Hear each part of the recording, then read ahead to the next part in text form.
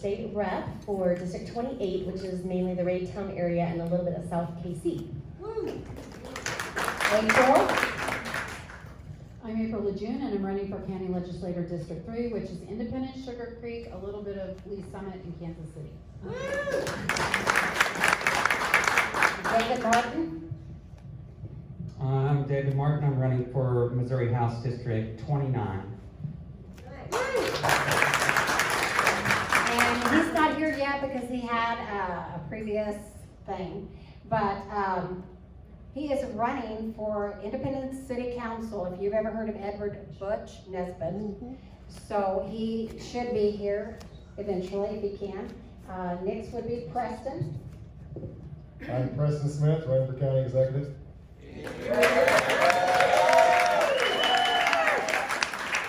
And our last candidate here is Paul Venable. Paul Venable, and I'm running for the United States Senate.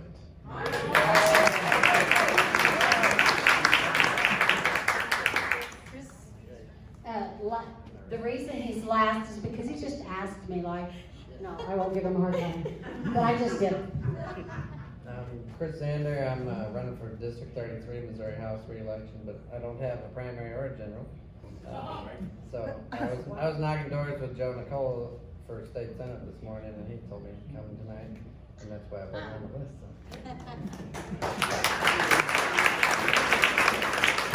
You are always welcome. And also Joe has another meeting, but he's going to try to be here also. I don't think that I need to be up here with this microphone because you can just pass it as questions are asked. And then we've got the mic back there. So that saying, who is chomping at the bits to ask a question? Are we going to have to prime this? No one has? Okay, great, Mary. By the way, none of these people are running against each other, but Mary's got a question. okay, Mary is going to get us started. I'll get it. What is your plan on election integrity? What are you doing in the county and locally and statewide to secure our elections? And who's this question to? Ooh, All of them. all of them, but April can be first. What the heck? Oh, okay. Well, I've been at the election board, I don't know how many times, and I have addressed them, at least 4 or 5 times, and now they've shut down all communication because they don't want to answer any questions. So what we're doing is we are giving them sunshine requests. For the latest one that we did was about what they're shredding, because we want to know and make sure that they're not shredding anything that we need to prove what's going on in relationship to the county and the state. We also have been looking at the numbers that are reported from the county and reported from the state, because there's 20,000 difference as far as like the voting. So when they reported the county that, let's say, I'm just going to give you an arbitrary figure, but it's going to be really low. So let's say that the county has 20,000 that they report. Well, the state is going to report that we actually cast 40,000 votes. So we've been asking them, what are these figures? So we want to audit them. That's what we want to do. And I think we should be auditing them, and I think we should be continually showing up for their meetings. The problem is they make their meetings very difficult to attend, and they will not come to an actual physical meeting. Now that COVID has been a thing, they are hiding behind Zoom, and they have absolutely refused to ask any questions. But the more people that show up, the better it is as far as like to their meetings, because they don't like that, and they think we don't care, and I think that's a problem. Let me say, as county executive, I will oversee the election board's budget for both Kansas City and Eastern Jackson County. But, we can do an awful lot by controlling the budget, because I guarantee you they are not going to go out and buy new machines. That's We will make sure that does not happen. One thing I am concerned about, that a little personality thing here, is that Teresa Godwin's best friend is Tammy Brown at the election board, which is, to tell you, I'm not concerned about that on election night. I would be. I just hope and pray that we do have a fair, honest, and upright election on August the 2nd. But you know, we have seen how elections have happened in the past. We see how things can be hacked and manipulated, and so to tell you, it's a concern of mine. It truly is. But as county executive, we get in there, we at least can control the budget. Can I say? No. So this is very multifaceted. It's deep and it's wide, okay? And I've been working with the Missouri canvassers for the past 9 months or so. I've knocked on a lot of doors, talked with a lot of people, and we have found problems in the voter rolls. We have found problems with mail-in balloting. Please do not mail in your ballot. Please, I'm begging you to drop it off at the election board yourself, in person, or help an older parent or somebody do the same, because it's really big. And it's been going on for a really long time. I knocked on a door and talked to a guy, and his dad died 10 years ago, but he voted in the 2020 presidential election. I voted on another door, or I knocked on another door, and a lady, and I think it was her fiance, or maybe it was her son, I can't remember. Her and a guy voted, and we're not supposed to react when they say this, but they're like, we voted for Trump, you know, that's what they said. And we're like, oh, okay. But their votes did not count. The Secretary of State had no record of their votes. 2 people that voted for Trump, and we know that. So there's just a lot of problems, and you can get involved. Do not mail in your ballots. Make sure everyone you know, do not mail in their ballots. We are looking for people to help be poll watchers. Get a hold of me, JennellHouts.com, JennellHouts.com. We are looking for people to get involved on the primary day, and also the general election day, to help watch what's going on. If you're helping candidates on those days, I totally get that, but maybe you know people who'd be willing to give a little bit of their time and a little bit of effort. I don't think, we all have to do something. We all have to, we have been watching from the sidelines for way too long, and we need to get involved and do something to make sure our elections are as secure as possible. There's a lot to do.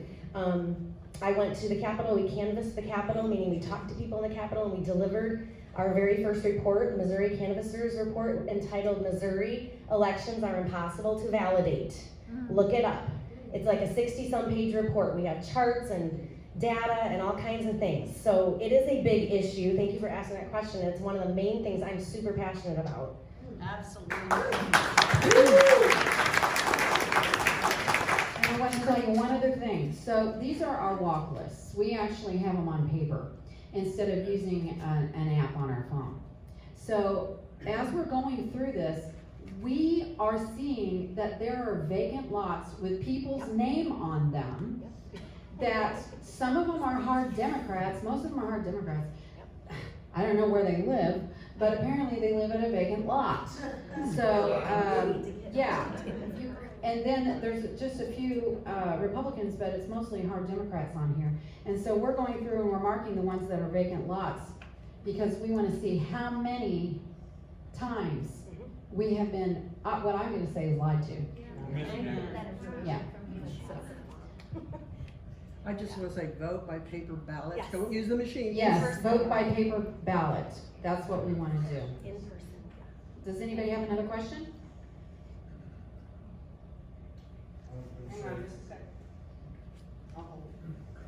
I have a question for Paul Venable.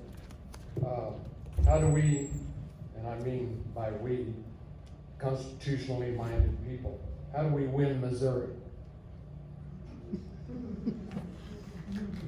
Well, thank you, Richard, for that question. My name is Paul Venable. I'm candidate for United States Senate, and my tagline, my website is youinmissouri.org. And I'm chairman of the Constitution Party of Missouri, so I have to, in full disclosure, I need to let you know that Richard is our state treasurer, so be asking a loaded question. Nevertheless, the idea behind this is that, isn't it about time that we, the people, win election. Yeah.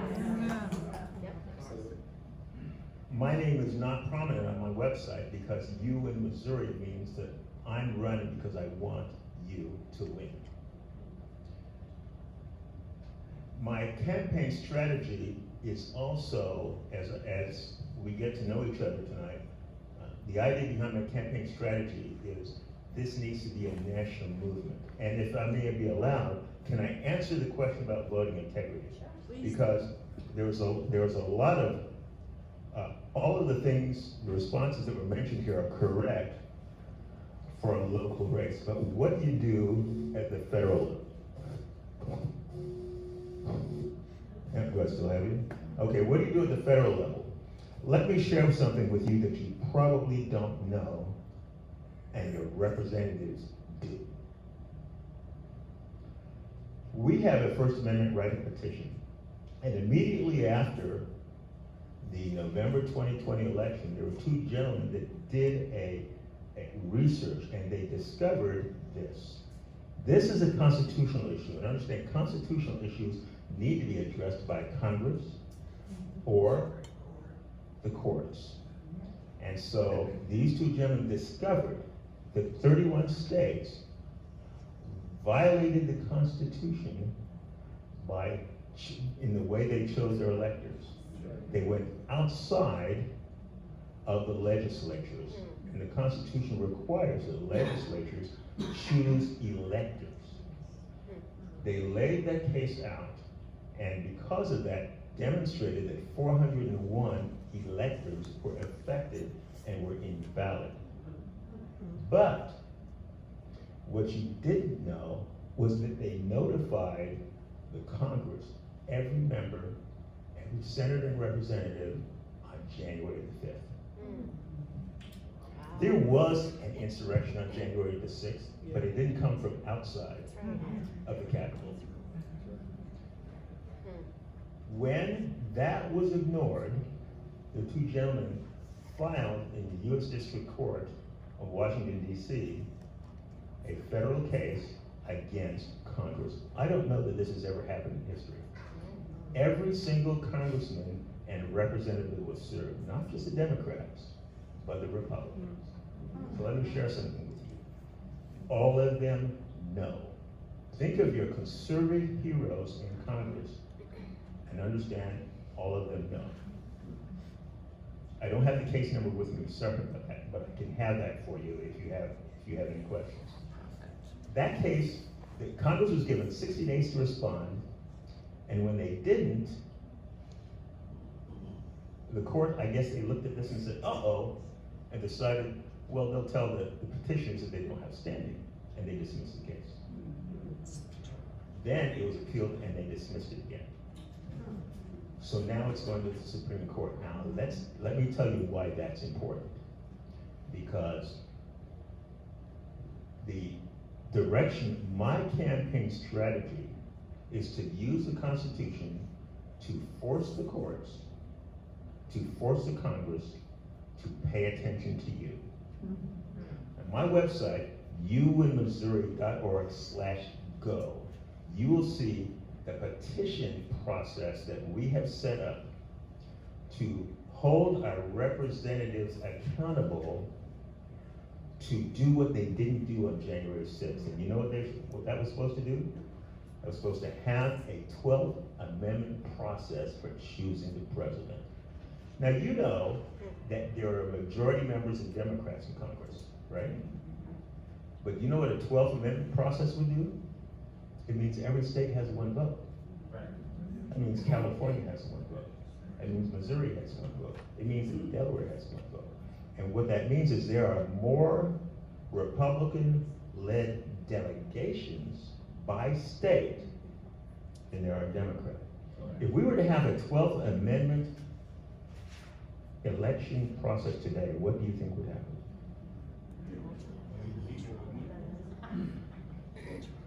Remember, we have to undo what happened on November 2020. So let me ask again, because I need this to sink in.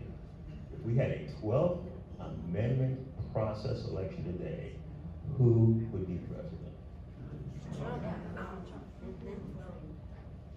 Understand something. They didn't do their responsibility then. They can fix this problem today. We are taking them to court, and the petition process is to get your county commissioners to petition your state attorneys general to petition the Supreme Court. Why? 3 reasons. One, because your county commissioners are the closest level of government to you. You're going to hold them accountable to the Constitution. You know why? Because they take the same oath. And then they're going to report back to you how their response they got from their state attorney general. If we get 2 state attorneys general to go to the Supreme Court, then they're going to hear this case. Now, that's my campaign strategy. This is apolitical. It's not Republican, it's not Democrat, okay? I bought gas for $4.03 a gallon. I thought I was getting a bargain today. So like I said, this is apolitical, okay? In allowing a foreign government to buy the largest pork producer in the United States, this is apolitical, okay? This isn't Republican or Democrat. This is a constitutional violation. And so I don't want to take any more time. I can answer more questions, but I want you to know that we can use the Constitution. We can use it today. On my website is the first petition, and it's designed to remove the Biden administration from office, and it's got blanks in it for you to use your county and your state, because I am making this, my campaign isn't just a campaign for me. I have taken this, I was at Red Pill Expo last week, because this needs to be a national movement. We can't do this in Missouri alone, but we can start here.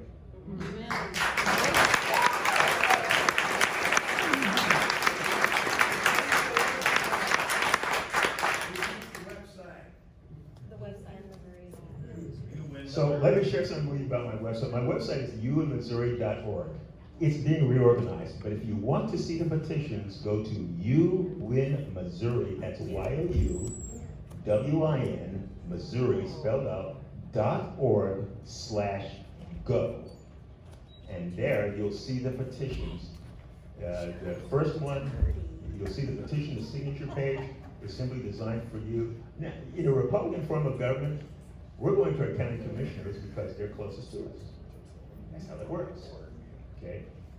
Because here's what happens. If they don't pay attention to you, then the next election, you show up with the replacement, and that documentation is your footprint on their backside on the way out the door.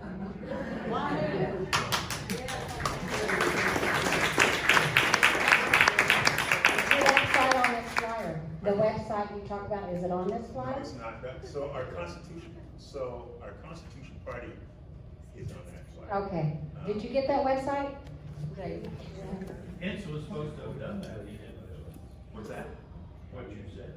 Who was supposed to do that? Hintz was supposed to have stirred that up, that thing that you're talking about. You know, When they went to Washington, and they didn't do it because everybody knew that they had that one vote. And the Republicans did. Right. and you know, have you ever been in a position where you had to stand alone? Okay? Yeah. You know, sometimes we have to do that. Unfortunately, we did. Okay? But neither did any of the others. No one else had his back. Guess what? We're going to have each other's back. Thank you. We just let him out of timeout. Joe is here now, Joe and Nicola.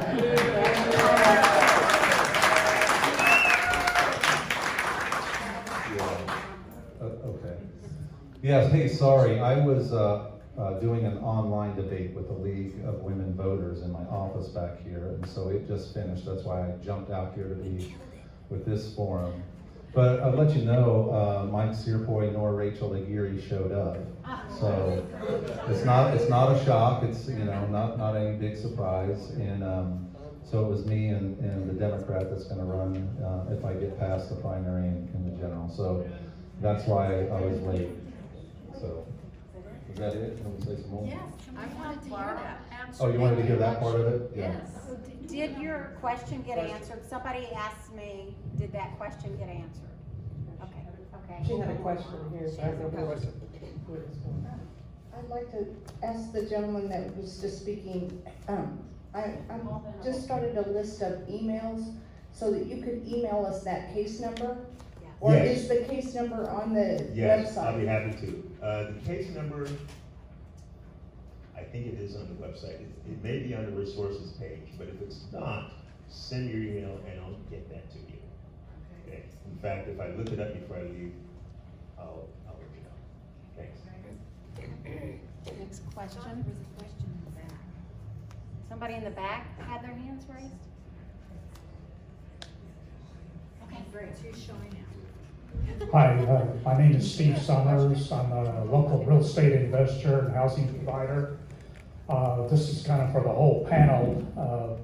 Kansas City is very close to enacting an ordinance to allow for pallet homes in tent cities.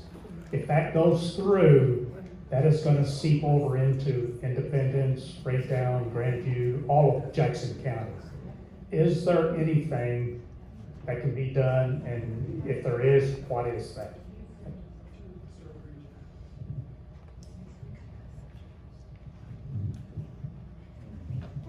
For Kansas City. I didn't get your question. Can you repeat that question? And who was it to? Everybody. Well, basically for the whole panel, Kansas City is very close to enacting an ordinance that will allow for tent cities and pallet homes to be on vacant lots, even on private residence if they have a large backyard or front yard. This is going to increase crime, run down property values. Is there anything that can be done to stop this if they are to enact that ordinance?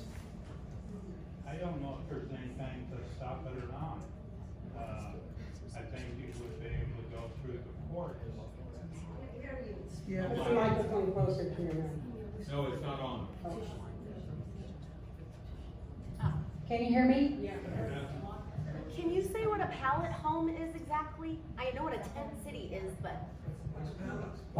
A pallet home is basically a small structure made out of wooden pallets draped over with a tarp. So it's like a tent. No utilities, no nothing, just a bare place for someone to camp out in. Isn't that a city's issue?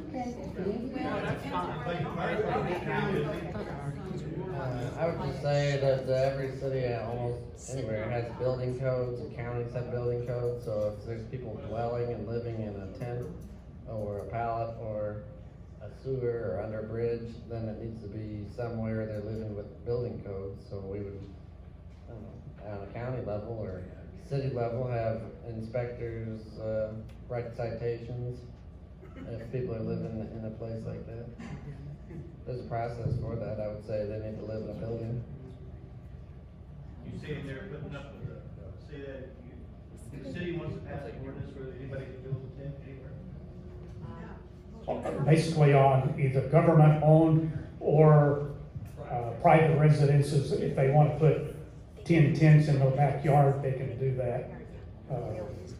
It's basically to try, they're thinking it's going to solve the homeless problem, which it's only going to create. Okay, I wanted to say, I've lived in Kansas City. I lived there for more than 10 years on the east side of Kansas City. There's tent cities already, and they already exist, and the city needs to enforce their ordinances and kick these people off these lots, but they won't do it. We have like land bank lots, Kansas City Land Bank, they tear down houses and people move into it. Homeless encampments, I had them basically in my backyard. They were pooping on my fence line. It was horrible. It was awful. And then they got kicked out after there was a homicide there. And so they can kick them out, they just refuse to do it. The mayor brought a lot of these people to Kansas City. when they offer to put them up in hotels. What we need to do is kick him out of Kansas City.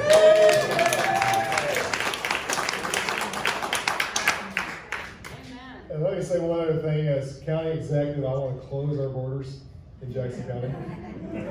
I'm serious.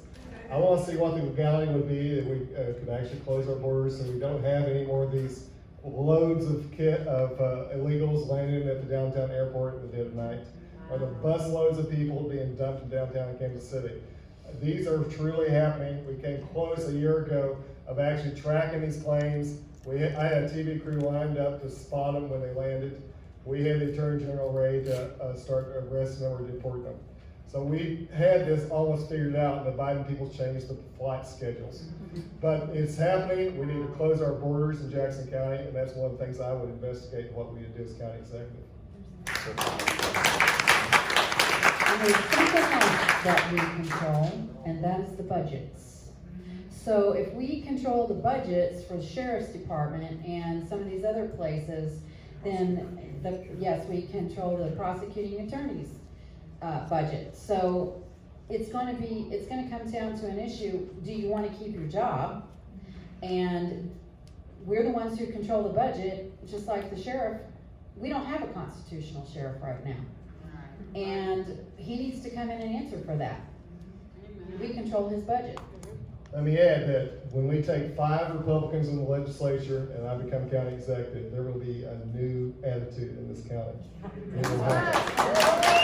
We are dead serious about making changes. And that's what I put on my yard signs. Let's change our county for good. Some people think that means so everybody's happy if it's good. I mean it permanently. That's what I mean for good. Let's change it.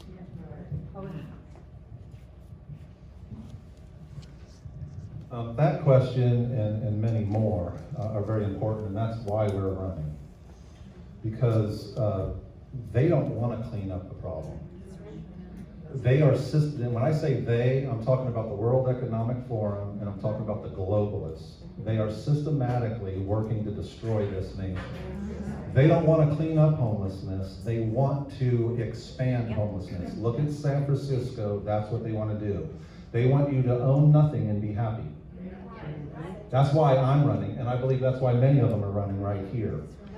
Every issue we have right now that is serious is caused by the globalists and the World Economic Forum. Our open borders, crime, they don't want to stop these things. We have to understand that. Joe Biden, yes, he's got some mental issues, but he's not running the government. And everything that's being done is being done on purpose, strategically, and it's been in the plan for a number of years.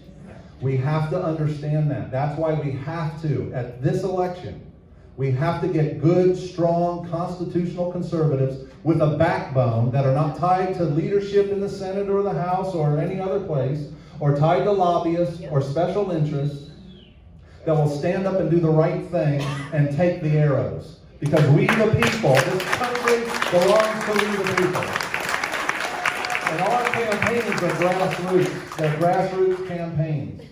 And we need we the people to join us to take this country back. And we're going to do it locally, and that's how we do it nationally. Thank you.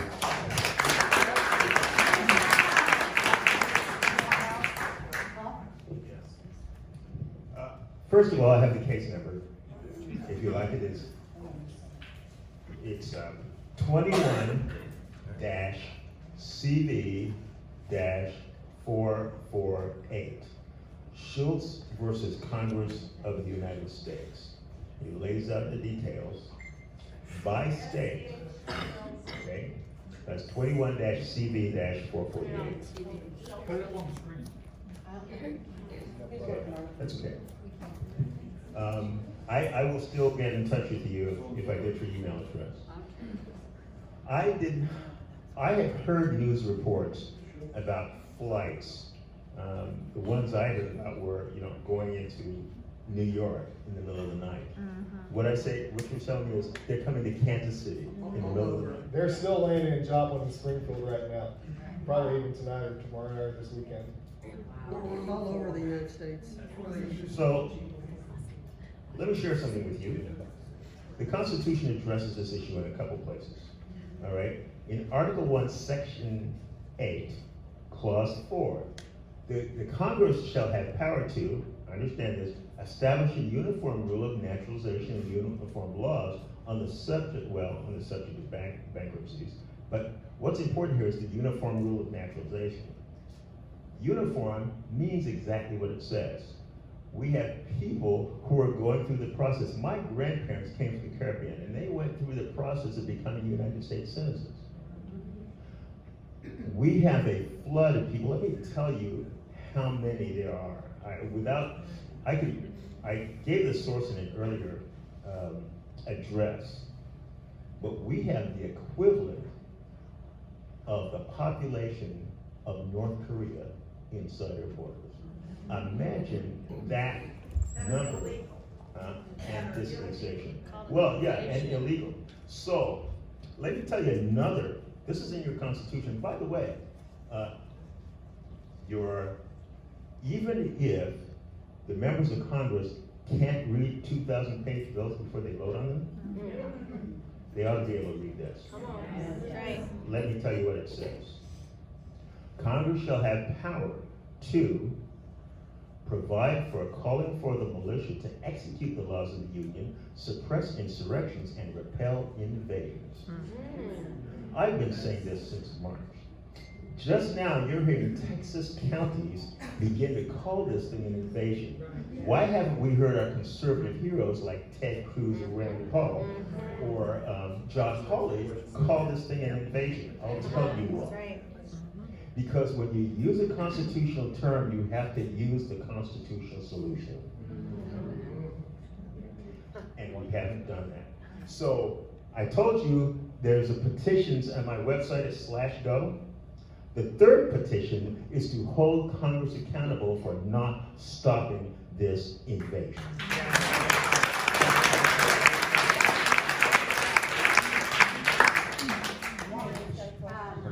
So we've got 3 questions, 1, 2, 3, And then there was one. 4. Awesome, they're going. This question's for Joe. Breaking up. Do you realize, have you seen that from the period of April 13th this year through July 15th, Mike Serpoy directly, his campaign, has received just over $95,000, and most all of it is PAC money? And you're saying, everybody here basically agrees that we need the voice of the people and not special interest. Sorry, I just hit the button on my. Yes, I am aware of that. Yes, I agree that we should not be taking money from special interest. It's just like we should not be taking money on a state level from the federal government in some things because there's strings attached to all of that. I'm a federalist. I'm for states' rights. We need to decouple from the federal government as much as possible. And so Mike Serpoy has been bought and paid for. That's why he's voted 79% of the time with liberal Democrats. Facts are stubborn things. That's why the only thing he's doing right now is defending his votes and saying, I'm pro-life, I'm pro-life, I'm pro-life, I'm pro-life, and I've been pro-life all my life, and all these things. Well, why did you vote to not defund Planned Parenthood when the other conservatives did? Why are you taking money from Right Path PAC that is funded by Washington University alumni? Washington University has a fellowship program that trains abortion doctors. They also use baby parts in their research, and they're into human cloning. You can look any of this stuff up. He was given a $25,000 check from these monsters 2 weeks ago. They're flooding all of these rhino in the Senate. This PAC, Right Path, was specifically set up for the Missouri Senate to really keep the rhinos in and keep the conservatives out. They had $2.1 million the second day they started back in, I think, January or February. And they are unleashing money right now. I'm watching it on the Missouri Scout.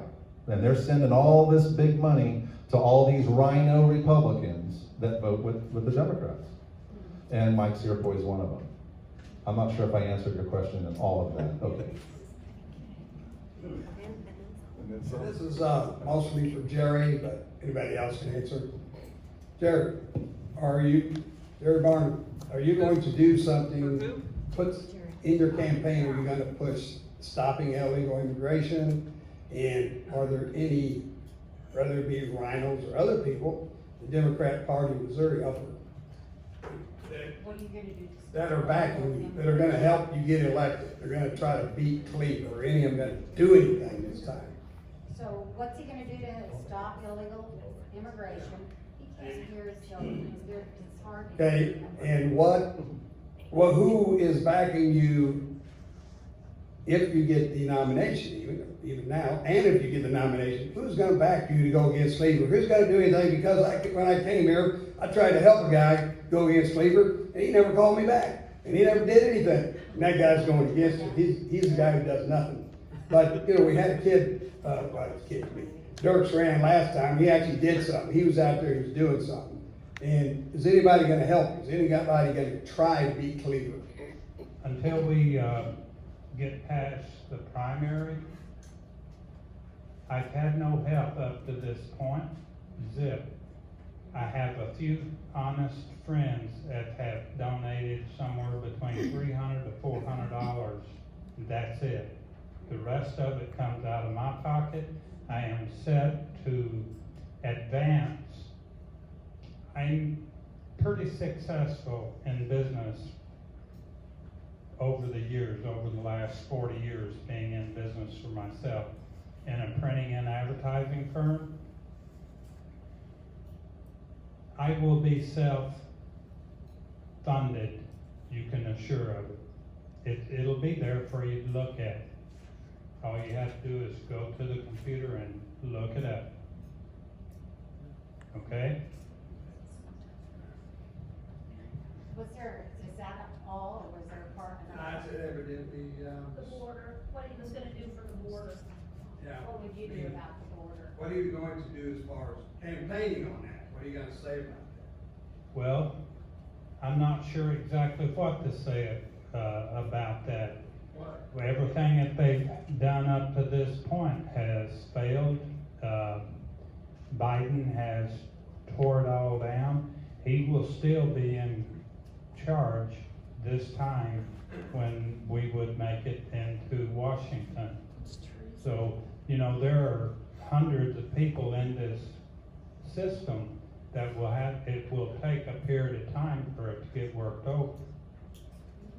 What about, you gonna try to impeach Mayorkas? I mean, that's what Congress does. It's not Biden.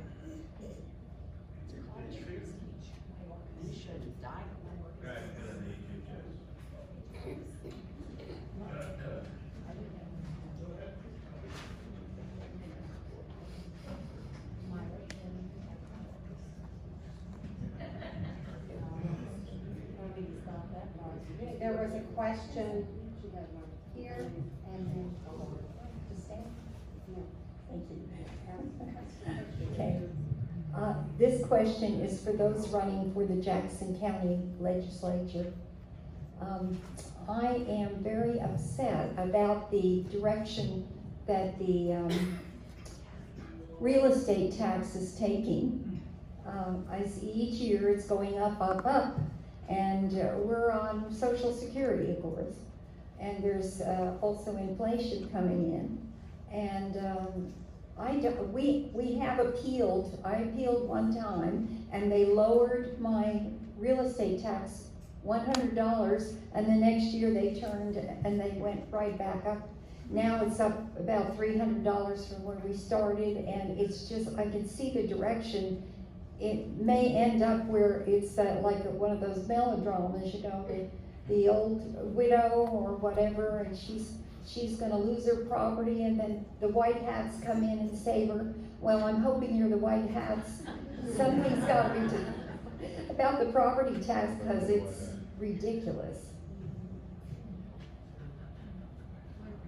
I hear you. I hear it from everybody just about, I talk to going door to door, and it's like one of the biggest problems right here directly. And I know Preston has a plan, so he's probably a really good one to talk about, he's also been on the assessment board but we need relief.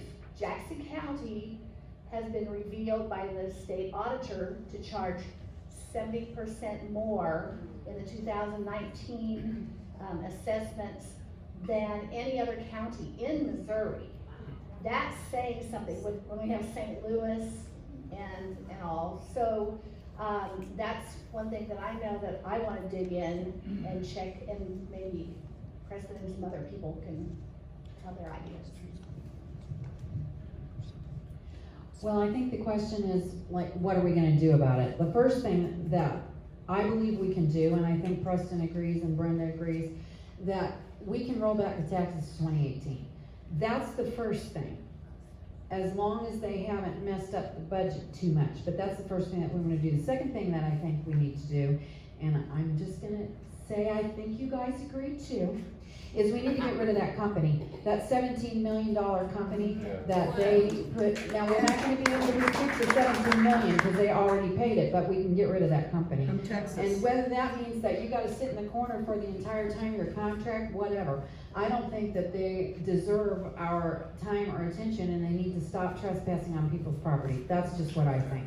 So I think we need to get rid of them. The second thing that we need to do is we need to the third thing is we need to look at the budget and see how much more we can lower your taxes, because I'm telling you right now, the county does not need that money.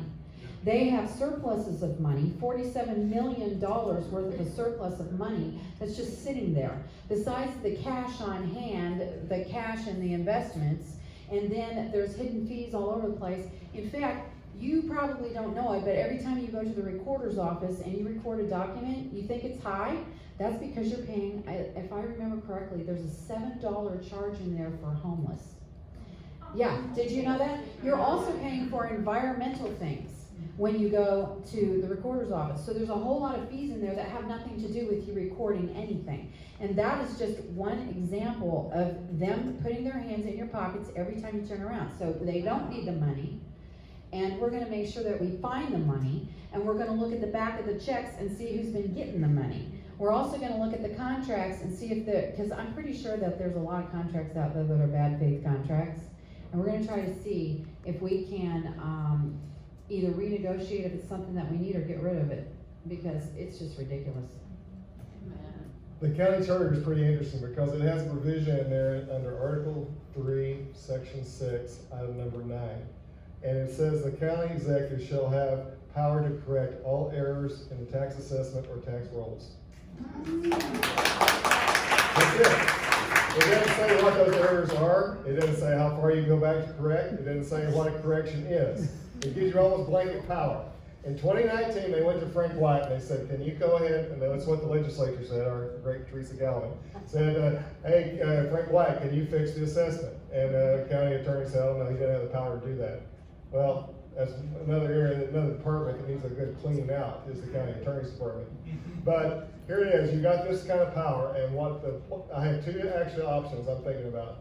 Number one is the 2017 assessment was the last time the assessment was done correctly. That's the last time the data was there. 2019 was a total mess. I want to throw that year out completely. I want to rebuild the data correctly from 2017 onward, using the correct sales data and the correct algorithms that they use. And apparently they don't even, this $17 million program that they use for software, the software is not installed yet, it's not accurate, and it may not even work. And again, they've had the bulk of this $17 million contract for next year. They're trying to get this Texas group to pretty well run the entire assessment next year. They'd be up here and actually defend the values and do all the research. So I don't think they paid out that much on that $17 million contract that we're going to end. All right, so that's the first option. Go back and try to rebuild it correctly from 2017. But there's a problem with that. Because if I take office and we take office January 1st, we only have 5 months to get those tax bills out by May. And so essentially they have taken 5 years to screw it up and we have 5 months to fix it. I don't think we'll have enough time. And so time's gonna be working against us. There's 300,000 parcels in this county. It's a huge job to pull off in 5 months. The person I asked to be the assessor, and I interviewed him back in March, clearly world class, probably the very best in the country. This person wants to see how big my winning margin is gonna be before they sign up, because they believe that if we win large enough, there'll be a mandate for them to come in and clean house and do things. So that's what we're waiting on to get that, for me to get that yes answer back. But I can tell you right now, credential-wise, this would be the top person in the country. There's no doubt in my mind. So that person would head that department. So we have 5 months. So probably what we're gonna have to do in 2023 is do a flat across the board percentage increase for everybody. And I don't know yet, like April said, we don't know how low we can go, because we don't know what the county legislators obligated us to spend. I mean, if I had my choice, I'd say a 2% or a 4% across the board for everybody increase and call it good. That's what I would want to do. But they may have obligated us to spend so much money on this stupid jail and so much money on other things like the administration buildings, $26 million they want to spend. We don't know what all these contracts are. We're not gonna know until we get in there and kick over the mushrooms and see what's hiding under these rocks. Because I'm expecting every single day we go into this place that we're gonna have a new surprise. I'm expecting that every day. Because we've had 100 years of corruption for them to run this county. And when we come in there and try to clean house, it is gonna tell them what we're gonna find. So that, we go across the board percentage, I promise you, we'll make it as low as we possibly can. Because believe me, I do not want this government to get bigger. They increased a third this last year. That is stupid. Wow. You know what? A third. And that's Teresa Galvin's watch as chairman of the budget committee in the legislature. She watched the increase a full third. Yeah. You know what? Republicans, we should be trying to decrease government size, not make it bigger. That's a long answer to your question, but I've given it an awful lot of thought, and that's where we're headed. We can make sure they get a nice room in the jail. One more thing I want to do is that the assessment department's gone from 45 full-time people to 109 budgeted. It more than doubled it. Now you can imagine if we increase the IRS by that same percentage, but they are looking at next year 60,000 appeals if we don't get in and stop this train. We had 21,000 in 2019. They're looking at 3 times the number of appeals. The only way you get that many appeals is you have a giant tax increase. And that's what they're shooting for. Because they artificially, and I tell you what, I was 14 years on the Board of Equalization, I tracked the percentages every single year. They artificially increased our percentages last year, countywide, on the assessment department. We paid far, far, far less than we should have last year. For example, in Eastern Jackson County, real estate prices went up an average of 27%. In Independence, Blue Springs, Green Valley, Oak Grove, 27%. Countywide, they only went up 3% on the assessment. They were, you know why they went down so low? This is an election year. They're all up for re-election. They artificially depressed that. So now they got the excuse next year, inflation coming in, they can jack this thing up, and I think the number they're looking at, probably average countywide, is gonna be at least 45%. That's the number.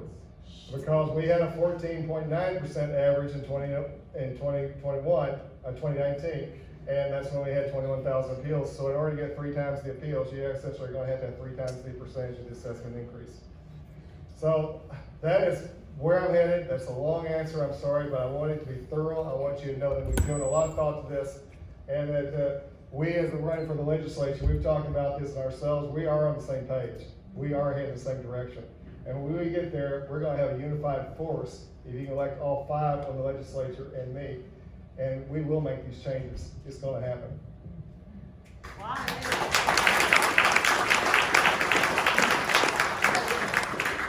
Okay, thank you for being here tonight, and this is great. I'm learning so much. I have to tell you something really personal to me. You know, I am a Republican, and I've noticed a lot of Republicans don't have a lot of, and I hate this term because the left so pollutes it, but they don't seem to have a lot of social justice. And social justice, is that what the word is? Like caring about the needs of the less fortunate? Am I using the right term? Okay, whatever. That's just, okay. Whatever, I don't know. I'm just a hillbilly housewife that gave a speech to the school board and feels like a celebrity, whatever, but all I know is I'm trying to wrap my brain around a few things and get some answers, because I do see they wanted to open this is about homelessness. Someone asked about the tents popping up and the pallet things. Now I'm totally conflicted because I have to be real with you. I was homeless for 2 years, but that's because I was a Johnson County brat and I wanted to experience the altruistic side of society. All I found was prostitution, homelessness, and crime. Nobody was just an artist dreaming like me. But I have to be fair. There could be a situation where someone's homeless for a virtuous woman. I'm not seeing it anywhere in Independence. They're all ads. One guy said, "Hot damn, I can buy some crack." When I gave him $20, he said it right to my face. I cried the whole way home. I can't help these people. I can't give them money. I let 2 of them live in my home, and they were so batly crazy. My husband is like, "You have a heart as big as Texas. You can give no more rights. You can give no more money. You can have no one come in our home anymore." Okay, I'm sorry. I'm just telling you why I feel so strongly about this, because there's so much homelessness in this area, and everybody wants to get rid of them. But nobody, myself included, has a solution because they're all on drugs. There's somebody opening up a center right there in my neighborhood, and everybody was so against it because they don't want them in our neighborhood. But I kind of thought, well, they're here. We got to put them somewhere. No one wants them, these centers, these help centers, to move into their neighborhood. But nobody wants the camps there either. So is your question? What do we do with them? What do we do with the homeless people? What's the answer? I'll address that if you want me to address it. Perfectly fine. Okay. These centers, they're supposed to help, but all they do is enable them. They're not actually helping them. And then where do these people go? They go back out on the street when they don't comply with what they're supposed to in order to be at that center. They kick them out. You have to live by rules. These people don't want to live by rules. And a lot of them have, like you mentioned, the drug problems. They need treatment for their addiction, and some of them have mental issues. Some of it's induced by the drugs that they've been taking or abusing. And we need to address their mental issues. If they need to be institutionalized, that's where it should be, so they don't hurt themselves further. They're not helping them, they're harming them in the name of doing something good. That's the way I feel about it.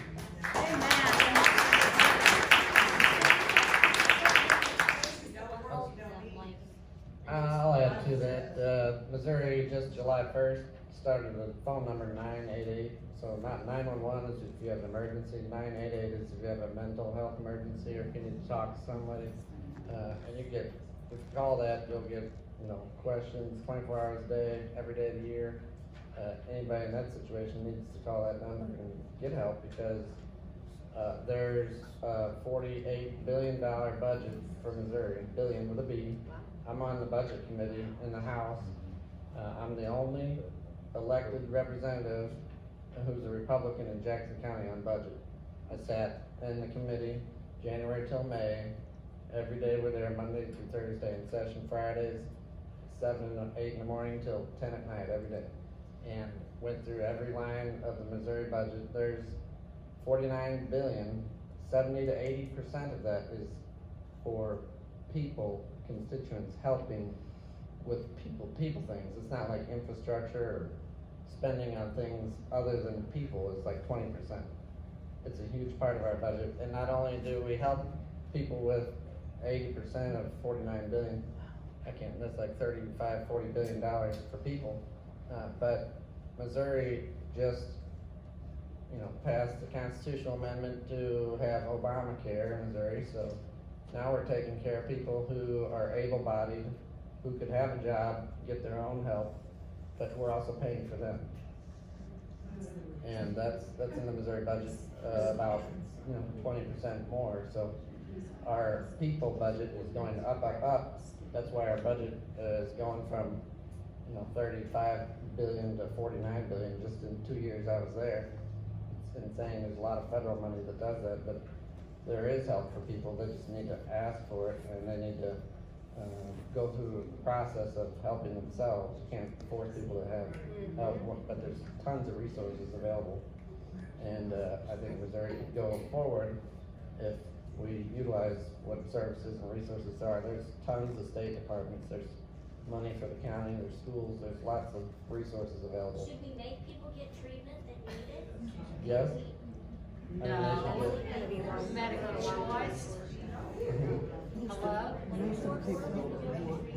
That's the case by case issue. You can't just say everybody in Missouri needs government help, but, They're just littering everywhere and we need yeah. to sort it.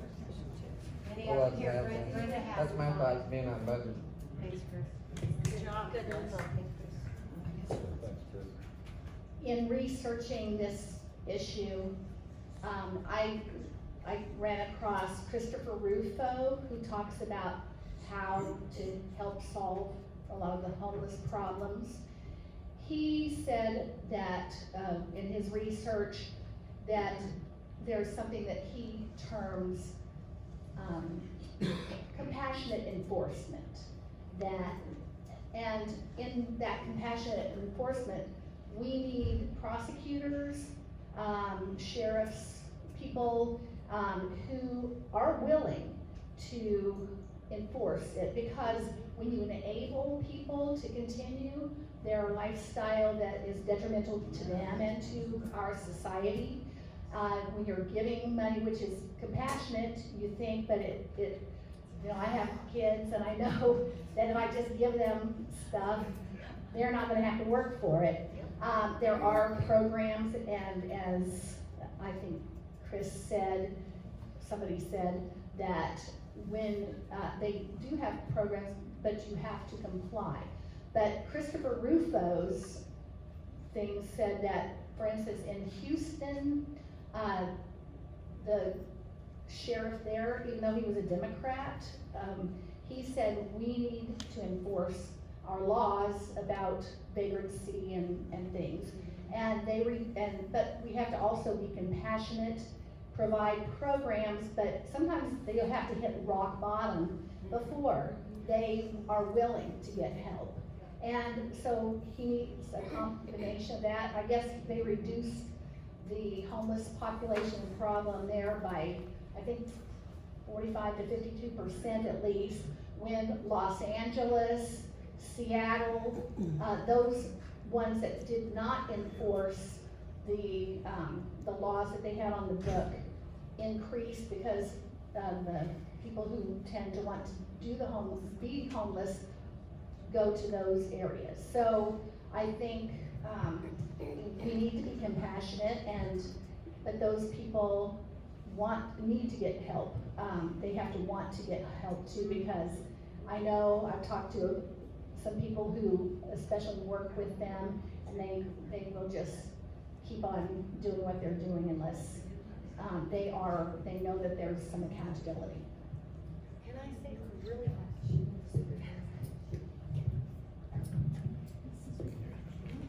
Really fast comment.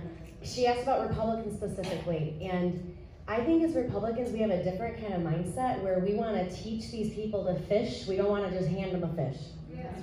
Yes. So that's kind of, so we need programs to help teach these people how to like make a living and how to live on a budget and how to have money skills and things like that. So we want to teach them to fish instead of just handing them a bunch of fish. I'm gonna end up with a good story, but I toured the MCC campus in Longview, and they have an auto technician training school, like diesel mechanics, auto mechanics. They were actually recruiting people for, full scholarship from homeless in Kansas City, going through this like 6 month, a year training while they're in housing, and they went through the training, and they're making like 6 figures now, because they went through a program, they learned how to do a job that's in high demand. And it was all within a year, their life was turned around, and it's right here in Jackson County and Metropolitan Community College.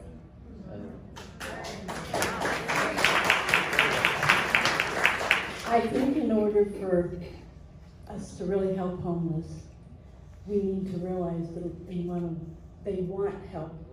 So many of the people, my husband and I have really went out of our way to help people. And during COVID, we had a couple that was renting and never paid rent. Then they decided they would just tear up the place, not carry the trash out. And we tried to get help, and my husband's 77, I'm 71, there was no help for us. We we took literally these young people making fun of us, laughing at us, while they were at the same time tearing our property up. And I just wanted to say that I would like to know if any of these states have figured this out, because we've traveled a lot. And if you go to any of the big states like Salt Lake City, their beautiful parks have turned into tent cities. And there's fecal matter everywhere. If you go to San Francisco, somebody mentioned it, there is literal maps that you can get on your cell phone that tells you where the poop parks are. It's exactly like I'm telling you. It's where people just go to the bathroom out in the light outside. And I've been to third world countries that was not as bad as what I'm seeing. So I want to know if any of you know, I like the veterans and I'd like to help the veterans because I think they've done a lot for our country that we have neglected. I'd like to know if the small house projects is working, and if it is, I'd like to know how it's working. I'd like to know if we need to put more money towards those, or if it's just something that is eating up our resource and not doing anything.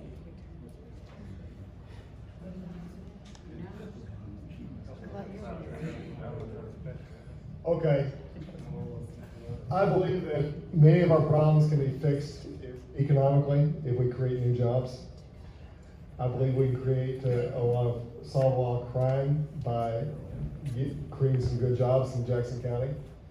We can do a lot about fixing drugs, and I think we can do a lot with homelessness about fixing more jobs. So in the next legislature, next year, our budget, right now, there's only $130,000 designated for business development in Jackson County, which is ridiculous. It's a token amount, one person and one secretary. In Austin, Texas, they have almost the same population as we've got, and they designate $80 million per year for business development. And that's how they get the Tesla plants. That's why we end up with Amazon with the 200 workers subsidized. So now I've already asked a person to head up our marketing development. We're going to talk about designating millions of dollars in Jackson County for business development. And I think if we create new jobs in Jackson County in a big way, that will solve a lot of our problems. Another question.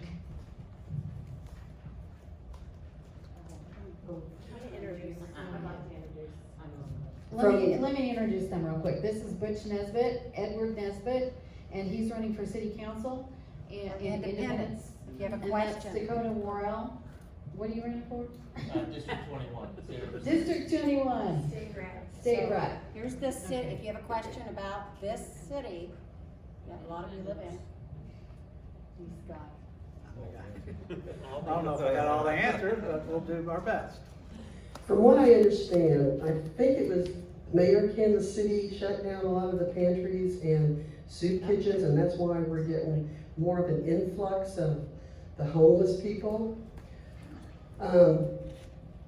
Someone came up with a recommendation. I think there was a woman that went and visited these camps around here, and most of them, she said, did not want help. They wanted to stay where they're at. And I'm thinking, and call me not compassionate, whatever. I'm thinking if they don't want help, they refuse help, I think we ought to give them a one-way bus ticket to Washington, D.C. I'm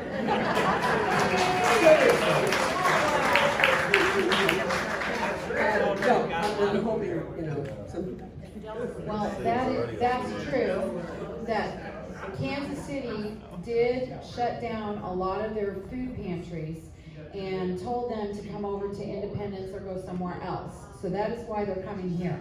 But the other thing is, and that was me that was talking to the abatement lady, she goes and cleans up after all these homeless people are kicked out of a property or whatever.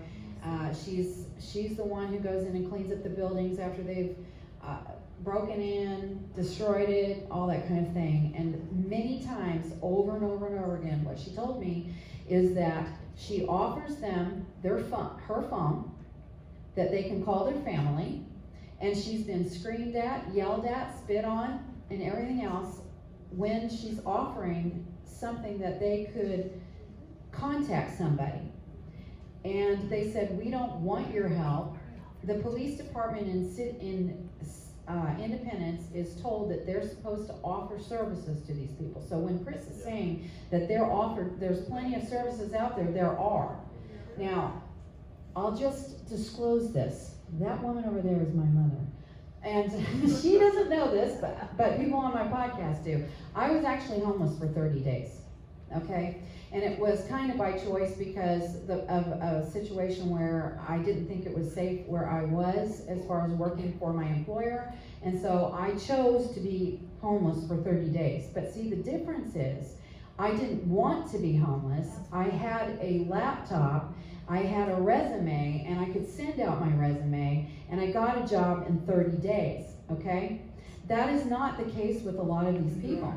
That they don't want to go by rules. So when David's telling you they don't want to go by rules, that's the way it is.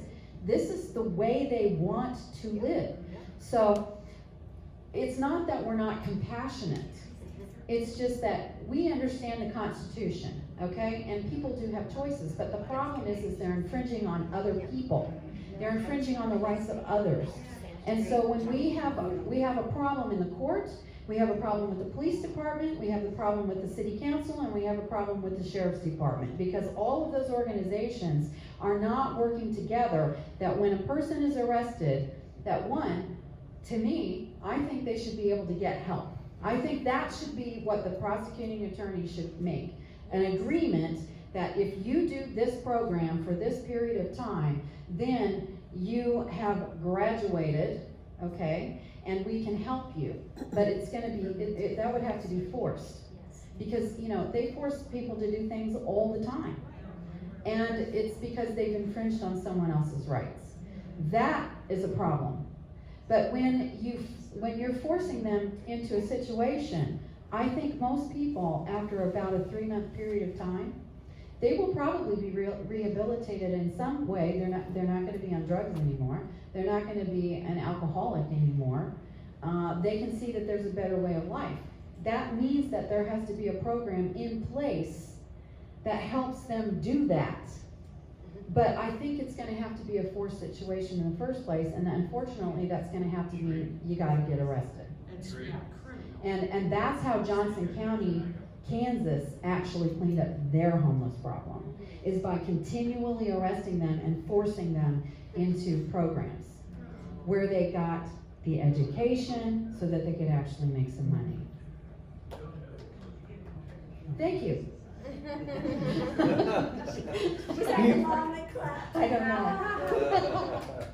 I know a huge problem that we've all been talking about, but I'm looking, and I know all this is a big issue. I've been in seeing the homeless with my business and houses and been through all that too, but does anybody see like the big picture that is, that they are by design, that looks like, you know, when we start getting our property taxes raised and everything is going up, and when the dollar, if we're headed to what we really, if we look a little beyond what we're all talking about now, if we're really headed for this economic global disaster, has anybody any ideas about that other than just hit your knees and, you know, I mean, we got a lot of like apocalyptic things happening. Even your normal people working jobs, you know, are not going to be able to pay that additional 45% taxes.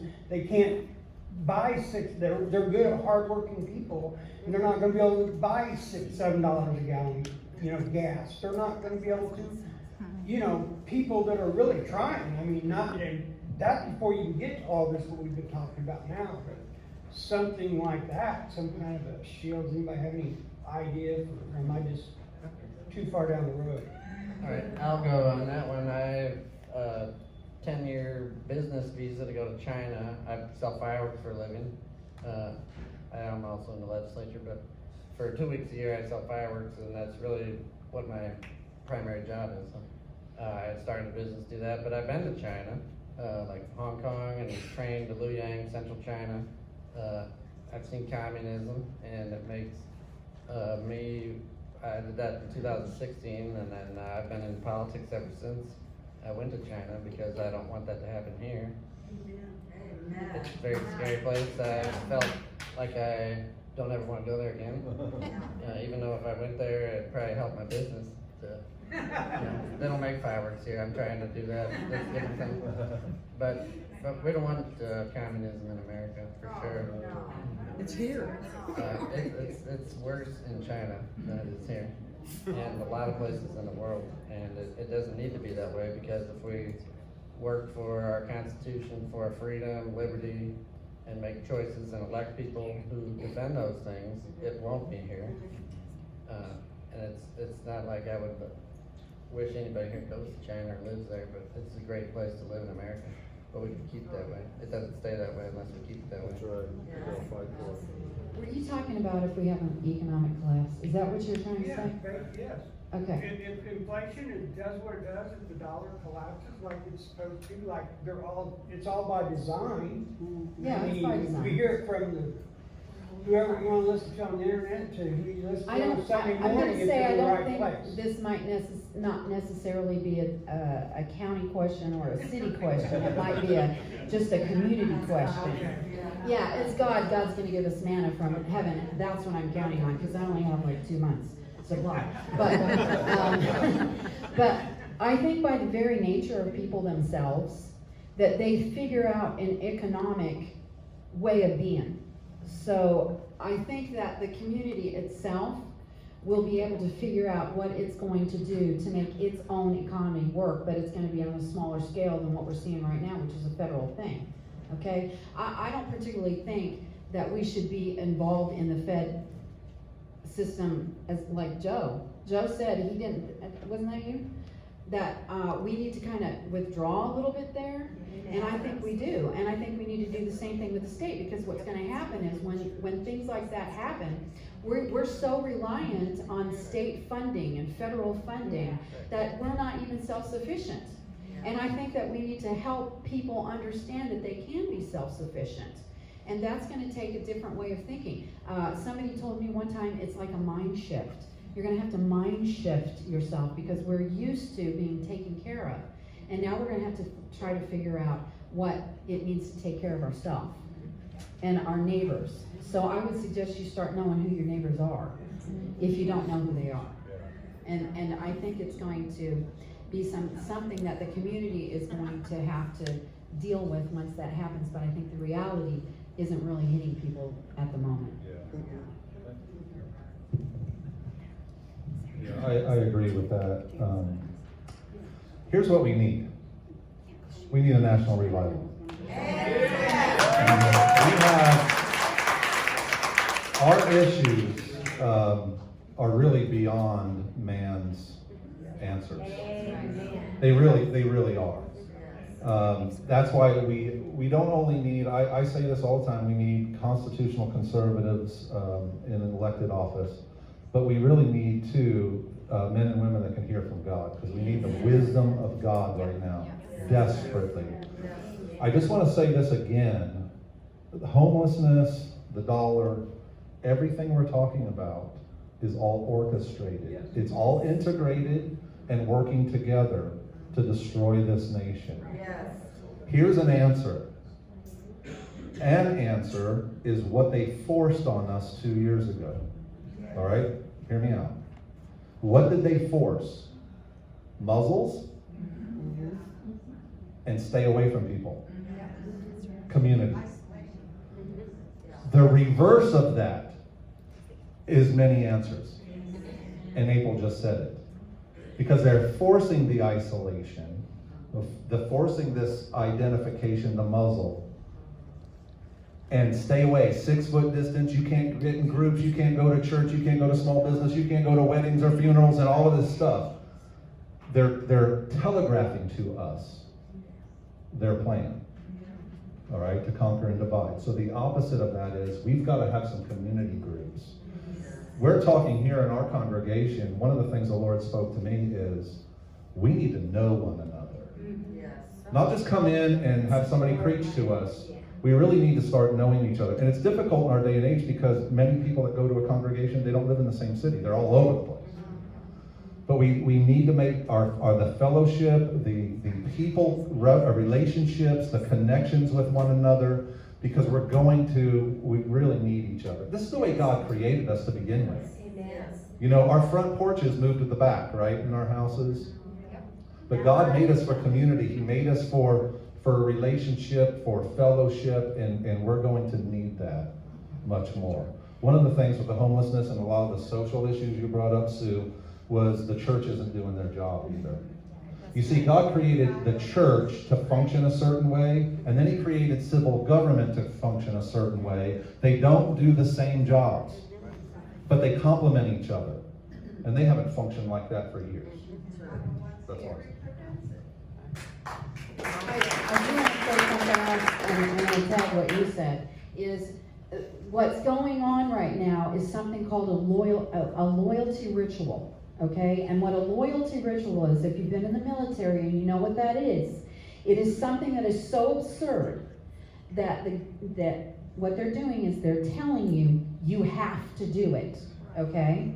There's no mandate, there's no law, there's nothing, and you go, that doesn't seem right. Your gut tells you it's not right. But what a loyalty ritual is asking you to do something that is completely absurd, and you do it. Because they're trying to see if you will comply. And when you comply with that, you're going to comply with the next thing. And they do it a little bit at a time. And this is how they got us to comply with this ridiculousness that they put us on for the last 2 years. Or 3 now, I think it's 3. And when he's saying that the churches have fallen down on their jobs, how many churches closed their doors? How many churches didn't stand up? Because there is not a separation between church and state. The church is supposed to be running the state. And that is our biggest problem, is sitting there and not having God in our community. And I think that we're going to find out on August 2nd and November 8th how much God we put back in our community. Because that's really going to be the key right there. Is if you're praying, remember when we did that for 2016 and we said we're going to pray, we're going to keep doing this, we're going to make sure that we get this guy elected, and we did it, and then we fell down on our job. So we think that the midterms don't mean anything. This is probably the most critical vote that you're going to have in your entire lifetime, because if you don't change it right now, it's going to just get worse. And these people right here, we're not funded by big people. We have little donors, which I appreciate every single person that gives me even $1, because that dollar means something to them. And Biden wants to take it away from you, and so do these ridiculous Democrats and rhinos. And so I know when you're giving that money to help us with our campaign, you're doing it with sincerity. And I want to be a wise person using stewardship to make sure that that money is spent wisely when we do.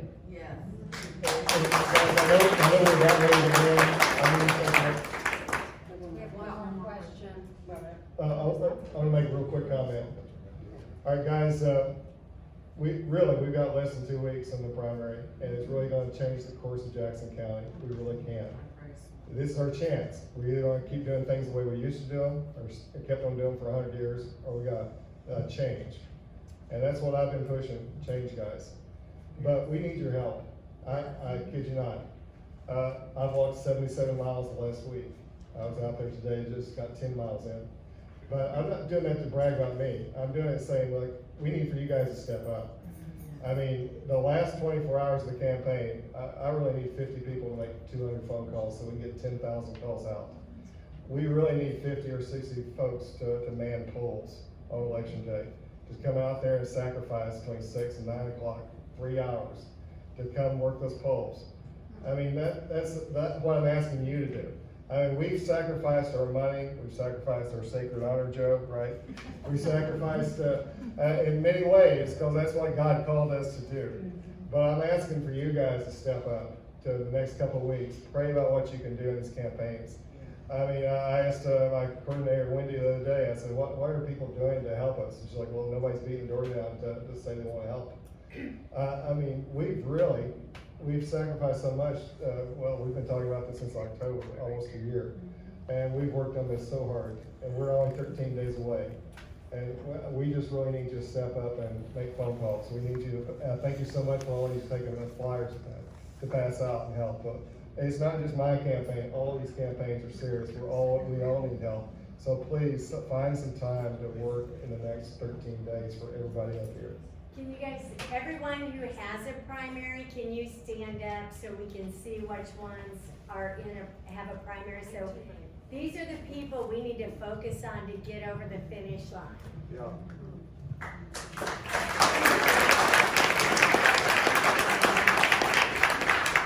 So, two more people, two more Yeah, quick we have questions. one here and one there. Quick answers. Is this yours? there. So three, Okay. three more people can you do? Okay, and just so you know, this that's being handed out is not we the people, but it's calls. And, you know, for what he talked about. If you put your email address. My question is to Jerry Barham. I know you're running against Emmanuel Cleaver. He has a big name and a big presence in this area. And you're gonna be against Jacob Turks and Herschel Walker. Both of those men have lost elections, and I know you mentioned that at on the other meeting I've been to. And I'd just like to know, what is your running stance? What do you have to offer against Emmanuel Cleaver or opposite of Emmanuel Cleaver? Because he's a Democrat, is he not? Yes.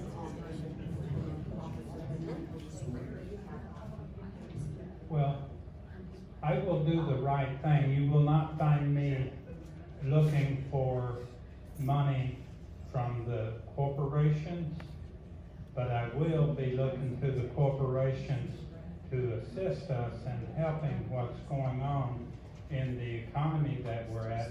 We will be bringing jobs back from China. Thank you. I want to make stuff in America. I want you to make stuff in America just as well. But first, you have to start at the level of the county and just keep working out a little bit more every year. It isn't anything that I can do next month in January or February without support from the home base, and continue to work through it. Now, personally, I'm pretty much self-funded. I think I brought this out a little bit earlier. I am self-funded up to a level. Some point, the seesaw has to stop and break back over the other way. I've looked through his background and how much he brings in. I can match it. That's all I can say is, and I will do work that. Yeah. You want to know to help you. What can they door knock besides do phone calls? Deliver signs, door. Everything that we talked about up here, you've heard every one of them talk about getting on the phones, walking the poles, put signs up. That's all stuff that can happen. But it has to happen outside of these walls and implemented to make it happen. Do you have a sign-up sheet for her to sign up to help you? She does. Awesome. Great, thank you. Thanks, Jeremy. There's two more, her and him. Was Mike Huff, who's running for independent city council, invited to this? No. Oh, we weren't, oh. Why not? I'm the one, I made up this group because they got hold of me. And so I don't think I reached out to anybody. It was posted online. It said, any candidate interested, It was posted on Facebook. please let me know, and no one did. No one did. Jennell contacted me, I can answer that. and Chris contacted me, his friend contacted me, and that's why. You're easy to get a hold of. And I can answer that question, because there's some of his contributions that are questionable, for one thing, and secondly, we're kind of on the fence about what side is he really on. Because he will not commit when asked questions. That's why. We had him here, Yeah, he's been here before. We had him. Just don't do Marcy Gray. Anyone that Oh, wants. don't worry, we're okay with Anyone not doing that that. wants to come, I think my phone number's on that. Yeah, they can call if they want. We've always had an open invitation, but we're not gonna seek out somebody that we already know, won't answer a question, or they're so wishy-washy, when they do answer a question, you can't get a straight answer from them. Because you're either going to answer the question so that the person has some knowledge when they walk away of what your position is, or you're not doing them any good at all. We told the rhinos they could come to this meeting, but they had to stay and answer any and every question, and they didn't show. That's right. And you know, that's the rules of the game here. And you take any question from anybody at any time, and they couldn't handle that. Okay, got a question back there. Now, certain areas in the country have declared themselves to be sanctuary cities and other things in violation of federal law.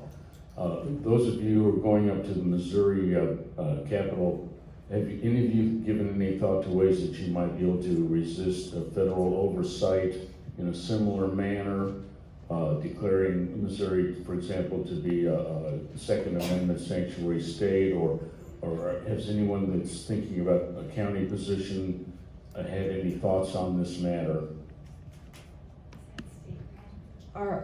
Are you asking if we think it's okay to be a sanctuary county? No, quite the opposite. I'm asking if any of you have given thought to ways that you might legally resist federal overreach. Yeah, tell them no.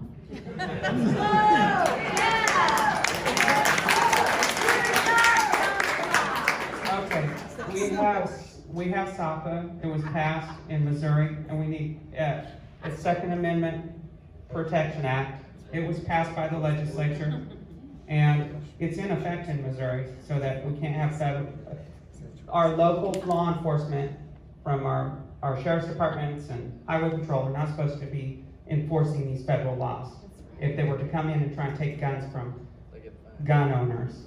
So it's gonna be federal agents that would come if there was anybody to come violate our Second Amendment rights in Missouri. So we already have something in effect, which we just need to protect it and elect the right people, not just at our local level, but at our federal level, that are not going to allow this to be changed. Anyway, here you go.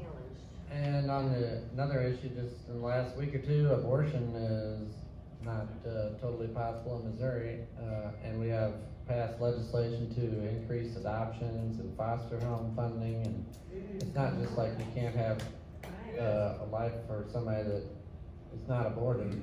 There's total resources there also, but Missouri is the first state in the country in that situation after Roe versus Wade, and that's federal overreach for 40 years there. The other thing is, I don't know if you're aware of this, but the sheriff is the one who can tell the feds to get lost. That's right. So I'm just telling you right now, we're the ones who control his budget. And I have no problem whatsoever bringing that sheriff in here and saying, are you gonna follow the Constitution or not?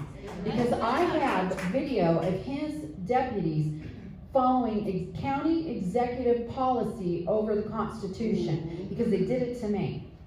And so I have no problem bringing that sheriff in and showing him what his deputies is, because I already asked him in an email if he was gonna go by county executive policy or if he was gonna go by the Constitution, because his job is to go by the Constitution.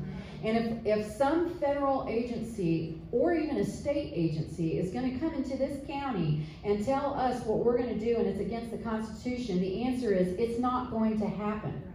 So that sheriff has to make a commitment that he's going to uphold the Constitution, period, because that is the supreme law of the land. And probably on January 2nd, Mr. Jackson County, a Second Amendment sanctuary county. Yes. There's a little bit of history that we probably ought to understand, and that is when the Treaty of Paris was signed by King George, he named each one of the states as free, separate, and independent states. Now, back then, The term state meant was considered on the same order of France, Germany, Switzerland, or England. That hasn't changed. The states have power. In fact, the states are the parent and the federal government is the child. That's right. That's exactly right. So understand that when part of the challenge that we have is that we kind of, the feds know this. There's a myth called federal supremacy, and it is a myth. And they know that when they give you money by contract, they think they've got strings, okay? But there's a couple of things we need to understand. The states have the power to rein in the federal government. And the people have the power to rein in their representatives. Now, in case you don't know it, and we really don't have the structure or the mechanism to do this, but we've got a piece of the Constitution that's providential. Some of you may have heard of it recently. It's Section 3 of the 14th Amendment. Anyone know what that is? Okay. Article 6 tells us that our government officials, our public servants, are bound by oath to the Constitution. Section 3 of the 14th Amendment gives us the mechanism to remove them. It says, in fact, let me read it for you. I don't want to get it wrong, all right? Bear with me, because I know we've taken a little bit of time together. But we don't understand the power that we already have. We just haven't been using it. No person shall be a senator or representative of Congress or elector or president or vice president or hold any office, civil or military, under the United States or under any state who, having previously taken an oath as a member of Congress or as an officer of the United States or as a member of any state legislature or as an executive or judicial officer of any state. Doesn't sound like they left anybody out, does it? To support the Constitution of the United States shall have engaged in insurrection or rebellion against the same or given aid or comfort to the enemies thereof. But Congress may, by a vote of 2/3 of each house, remove such disability. Translation. If your government officials break their oath, you can remove them from office for life. If you did not know that, it's because we really don't have the mechanism to do that. We've got this thing called the wait and switch, and here's how it works. We can't wait till the next election to get rid of those Democrats. We can't get rid of the next election to get rid of those Republicans. Let me tell you something. The Constitution is apolitical. It doesn't care what your party is. George Washington warned us about the dangers of faction in his farewell address. Okay? The Republicans and the Democrats are dividing you and I. Now, I can get away with saying that because I'm neither. Okay? But the point I want to make is, I will work with anyone who stands up for liberty and wants to reclaim the republic. I am not a conservative. Because I believe that advancing the cause of liberty means you take back territory that's been stolen from you. Yay. And you hold it, you retain it, and you defend it, and you keep marching. I'll just tell you one other thing. The Supreme Court has already ruled over and over again that the government is a fictitious thing. It only exists in your mind. And it cannot interact with live humans. They've already said this, okay? So this means that you have the power. The government only has power if you let it have power. And because the Supreme Court's already ruled it, what is it? It's the supreme law of the land. Okay? And what the federal government and the state government try to do to you is try to force you to do things under what's called the color of law. They're not real laws because the Constitution, the Supreme Court has already also ruled that anything that the legislation does that is against the Constitution is null and void. It's not nullable, it's not voidable, it's null and void already, and you don't have to do it. So see, that's why we need a constitutional sheriff who understands that. That's why we need police departments who understand that, and courts that understand those things. If you elect county legislators and state representatives and House representatives and city council people that understand what the Constitution actually means, our job, our purpose is to actually defend your rights, to make sure that your rights are not trampled on. That's what we do. That's why you elect us, and that's what we want to do. One thing they have a problem with, they know that there's more of us out here with guns than they are. That's the only thing. And they know that, and they know that and even back in Obama's day, he was gonna use the United Nations to take our guns away. Yeah. And they didn't wanna do it here, and they know that the military, but if you people get this idea about this military thing, if you get your head around how the military works and understand it, every base and every military installation has a mission. And if you guys get that same mission mentality that they have, you can beat them. But if you don't, because of, like they said, they divided us with the mask and all that mentality, and divided, they can conquer. But you get that military mentality that they taught us in a war situation, and they can't beat you. Okay, back on to that aspect of what you're saying, the mask. I'm running for the City Council of Independence. I don't know how many people are here from Independence, but we got a mayor up here right now that if he can, he's gonna put your mask back on. Oh, just believe me. But he's gonna try to change the charter here in Independence, so it'd be something that he wants done, to be a dictator, basically. So we got to at least try to get some more people, different people like me or somebody else in there to fight against it, because right now, it's only a 4-2 to fight against, so like I say, we gotta get some people in there to help us out, so that's all I have to say. Thank you.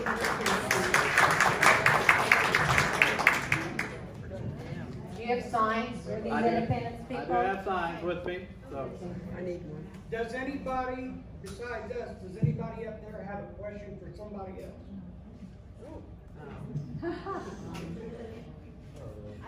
I will tell you, it's 8:49, but I'm gonna be here till the doors close, but just, we don't wanna make you stay. Stay till Sunday. I've got a question. I'd like to ask Joe if he could explain his heart about running for office, because I tell you what, I would like to hear it. All right. These guys look good together, don't they? The pink and the blue. Sorry to put you on the spot. No, that's fine. Yeah, look, I didn't really want to do this. I have a career. I have a quiet life for the most part, and I've enjoyed it. And but I've seen, I joined the military, and I took a lifelong oath to protect and defend the Constitution of the United States. This is the best country in the world. Our document, the Constitution, is the absolute best governmental document that was ever penned. It was penned on the Bible, on Scripture. The number one reason it's the best is because it handcuffs government, not the people. And over the last 2.5 years, we have been losing our rights at a rapid speed. We kept our church open, we wouldn't close down, because I know what the Constitution says. That we have a right to assemble, and we have the freedom of religion. And there's no virus clause. I love God. That's my number one love. My number second is my wife. And I love this country, because this is God's second born nation, son. God birthed this nation. Yes, he did. And we're alive today because it's our watch.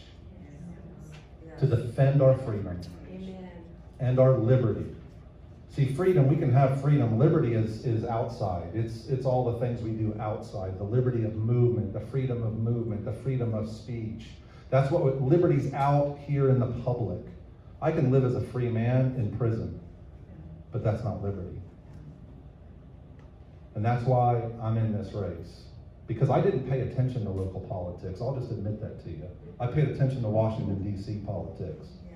But when those mandates came down from unelected officials, I started paying attention. I watched what was going on in Jackson County. I considered jumping in there and doing something, because we've got communists on the Jackson County Legislature. Yep. I've watched them enough, I've heard them enough, they're communists. And I started paying attention, and so I started paying attention to our state politics.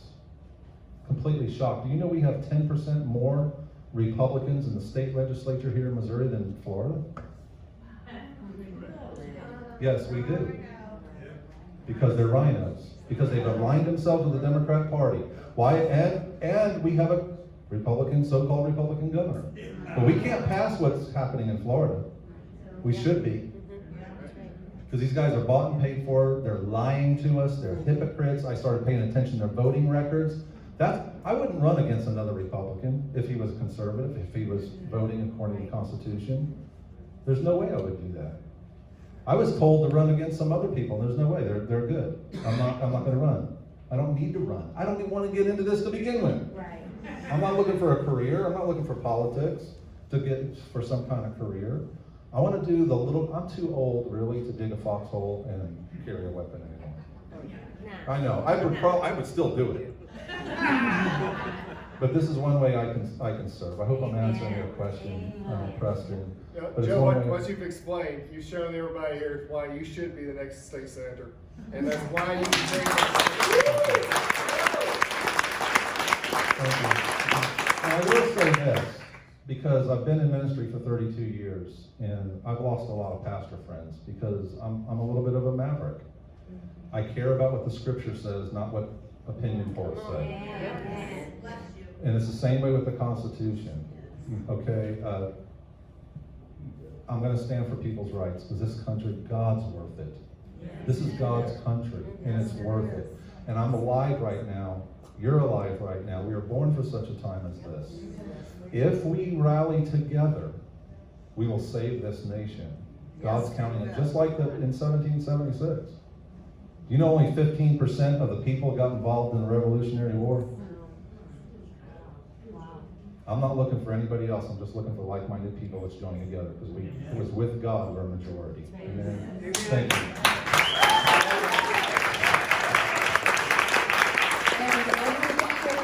Coming tonight. We always have the We the People meetings on the third Tuesday of the month, and we try to do educational things. We try to let you at 6 o'clock, if you're here at 6 o'clock, you can meet and greet with any candidates that are running for anything, and there's always candidates running for something. So I do ask that you would try to sign up to help some of these guys, because we always need door knockers. And if you want to door knock for more than one person, that's fine, because we have all worked together, and our teams are all working together to get the information out, because there's no sense in us going over the same territory over and over. So we are working together. I really thank you, and if you have any more questions for these guys, you know how to get a hold of them. And I want to thank everybody else here too. Thank you for coming.